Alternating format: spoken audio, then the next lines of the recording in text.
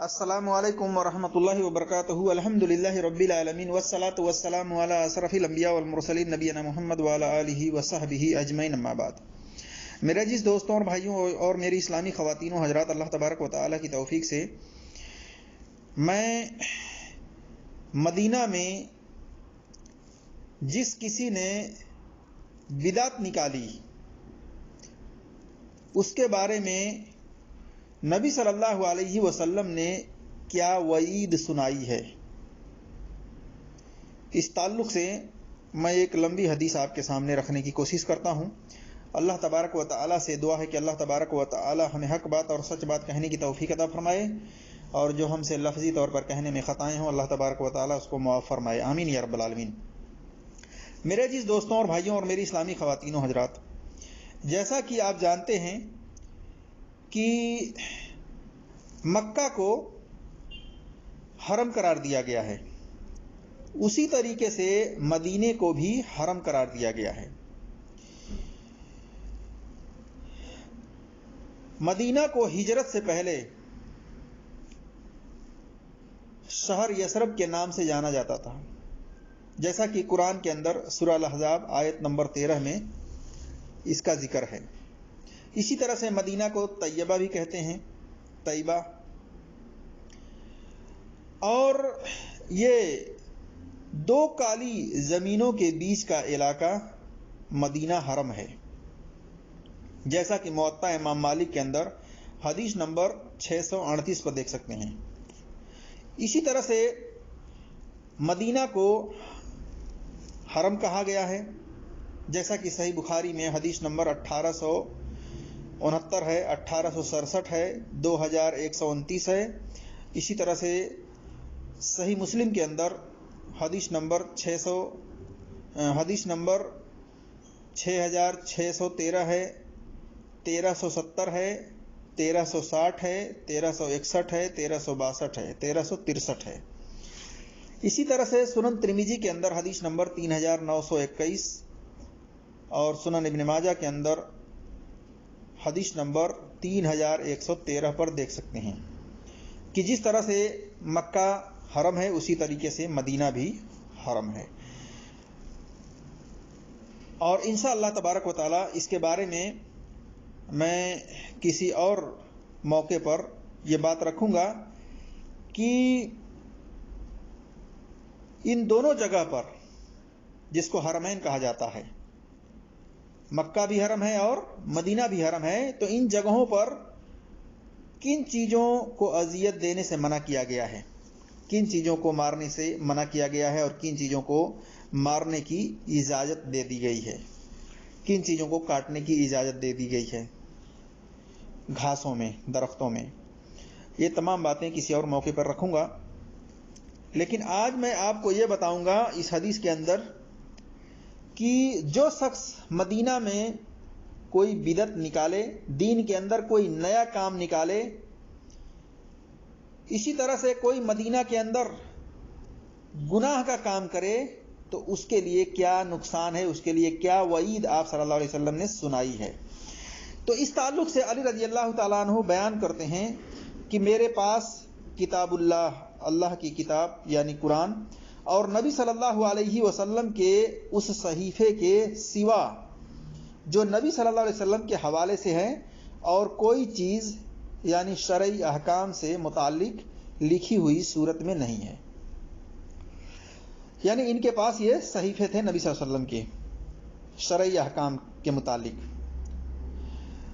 اس صحیفے میں کہتے ہیں کہ اس صحیفے میں یہ بھی لکھا ہوا ہے کہ نبی صلی اللہ علیہ وسلم نے فرمایا مدینہ آیر پہاڑی سے لے کر فلاں مقام تک حرم ہے، یعنی آیر اور سور کے بیچ میں، آیر اور سور کے بیچ میں جس نے اس حد میں کوئی بدعت نکالی، جس نے اس ایریا میں، اس حدود میں کوئی بدعت نکالی یا کسی بدعتی کو پناہ دی، تو اس پر اللہ تبارک و تعالی اور تمام ملائکہ اور انسانوں کی لعنت ہے، نہ اس کی کوئی فرض عبادت قبول ہوگی، نہ کوئی نفل.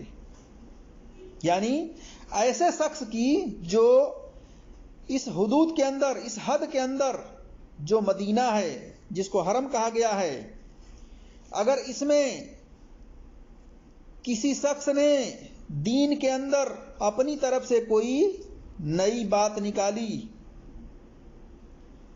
اور ایسے شخص کو اگر کسی نے پناہ دی تو اس پر اللہ اور تمام فرشتوں اور انسانوں کی لعنت ہے. ایسے شخص کی نہ کوئی فرض عبادت قبول ہوگی نہ کوئی نفل عبادت قبول ہوگی.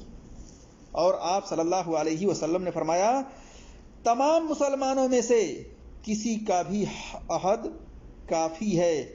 اس لیے اگر کسی مسلمان کی دی ہوئی امان میں دوسرے مسلمان نے بدعہدی کی تو اس پر اللہ اور تمام ملائکہ اور انسانوں کی لعنت ہے. نہ اس کی کوئی فرض عبادت قبول ہوگی نہ نفل کوئی عبادت قبول ہوگی. اور جو کوئی اپنے مالک کو چھوڑ کر اس کی اجازت کے بغیر کسی دوسرے کو مالک بنائے اس پر اللہ اور تمام فرشتوں اور انسانوں کی لعنت ہے. نہ اس کی فرض عبادت قبول ہوگی نہ کوئی نفل قبول ہوگی. دیکھیے صحیح بخاری میں حدیث نمبر 1870، 3179 اور اسی طرح سے صحیح مسلم میں حدیث نمبر 1370، 3327، 3794 اور سنن ترمذی کے اندر حدیث نمبر 2127 اور سنن ابی داؤد کے اندر حدیث نمبر 2034 وغیرہ پر دیکھ سکتے ہیں. تو میرے عزیز دوستوں اور بھائیوں اور میری اسلامی خواتین و حضرات، آپ نے اس حدیث سے یہ معلوم کیا کہ اس حدیث سے یہ پتہ چلا ہمیں کہ جو شخص مدینہ کے اندر دین کے اندر کوئی نئی چیز ایجاد کرے، اس کو نکالے، لوگوں میں پھیلائے، ایسے شخص کے اوپر تمام فرشتوں کی لعنت ہے، تمام انسانوں کی لعنت ہے، اور ایسے شخص کی نہ کوئی فرض عبادت قبول ہوگی نہ نوافل عبادت قبول ہوگی. اسی طرح سے مدینہ کے اندر کسی بدعتی کو اگر کسی نے پناہ دی، ایسے شخص کے اوپر بھی تمام فرشتوں کی لعنت ہے، تمام انسانوں کی لعنت ہے، اور ایسے شخص کی نہ فرض عبادت قبول ہوگی نہ نفل عبادت قبول ہوگی. تو یہ نقصانات اللہ کے رسول صلی اللہ علیہ وسلم نے بتلائے ہیں. لہٰذا مدینہ کے اندر کوئی دین کے اندر اپنی طرف سے بدعت ایجاد نہیں کرنی چاہیے، ورنہ وہ شخص اس لعنت کا مستحق ہوگا.